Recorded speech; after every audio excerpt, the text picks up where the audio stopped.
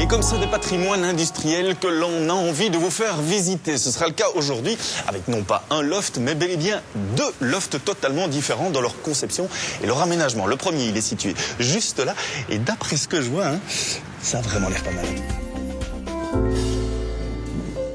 Pour rentrer et découvrir ce premier lieu, eh bien, on passe dans ce hall d'entrée avec ces paravents en papier calque qui nous permettent de découvrir eh bien, les tendances et la philosophie, on va dire, de cet endroit.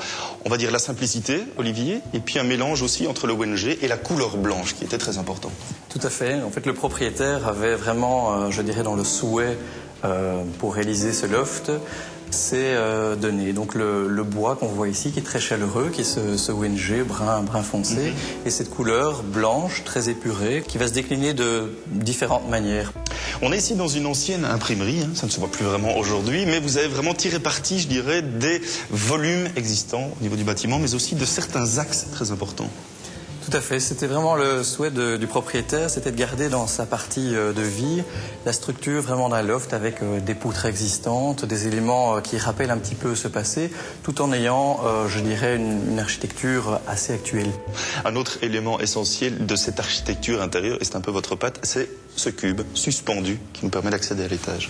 Oui, nous travaillons beaucoup sur des insertions de volume dans les structures existantes. Et par cette astuce, nous avons pu créer, je dirais, une surface additionnelle, précieuse pour le propriétaire, parce qu'il a pu y établir un salon avec un bureau dissimulé. Et c'est très très léger en fait, cette architecture est très légère. Oui, donc on a pu travailler avec un ingénieur qui nous a permis de vraiment suspendre délicatement cette boîte au sein de cet espace.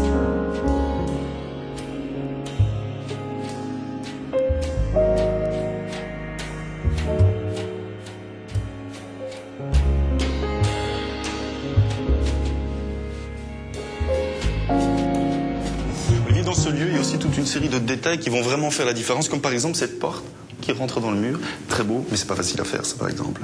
Non, mais c'est très important dans un lieu comme un loft d'intégrer une série de fonctionnalités. Les portes qui peuvent disparaître, du mobilier qui s'intègre dans les parois.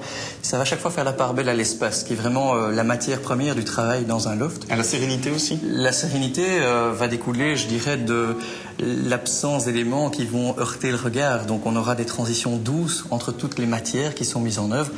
Alors je voulais aussi qu'on vienne dans cette salle de bain pour s'arrêter sur toute une série de nouveaux détails et d'aménagements, comme par exemple cette baie de lumière qui permet le matin de profiter de la lumière du soleil, tout simplement.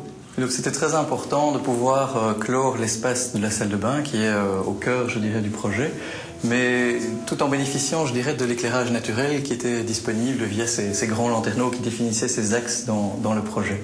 Je vois mettre la main sur un matériau que je ne connais pas du tout, oui. Cette pierre, qu'est-ce que c'est? Donc en fait c'est du verre reconstitué. Du verre? Oui, ah oui. Donc c'est excessivement intéressant parce qu'on peut le façonner comme cette grande tablette, le découper, je dirais, pour créer cette grande dalle qu'on va retrouver sur l'ensemble de la surface. Et quoi, à la base ce sont des grandes plaques que l'on découpe? C'est une grande plaque comme une pierre en fait, donc c'est façonné sur 3 mètres, sur 1,20 m et puis on le découpe à façon.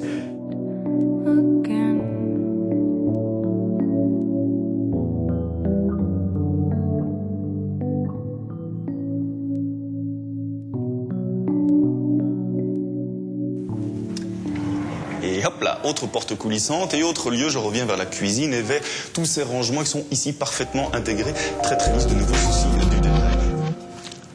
Ici, on voit vraiment bien la transition entre la partie séjour et la partie cuisine. Avec ce matériau au sol, c'est quoi? Donc en fait, il s'agit de l'époxy. Donc c'est un matériau qui est coulé.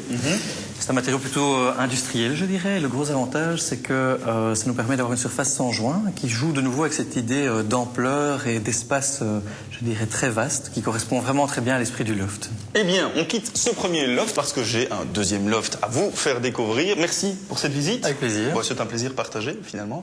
Et alors...